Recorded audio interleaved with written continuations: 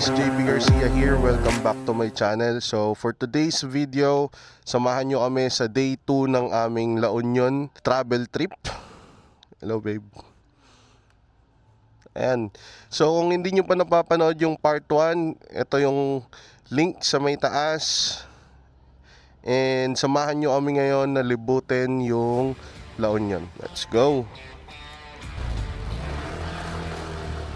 Ay, mag-Google Maps pala muna ako. First destination natin guys, Imuki Island. It's 8:49 AM in the morning. Tinanghali kami ng gising.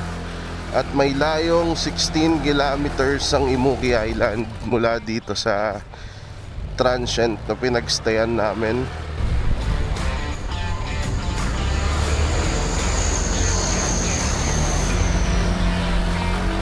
So ito pa rin yung gamit natin sa araw na to, no, guys, sa paglilibot dito sa La Union.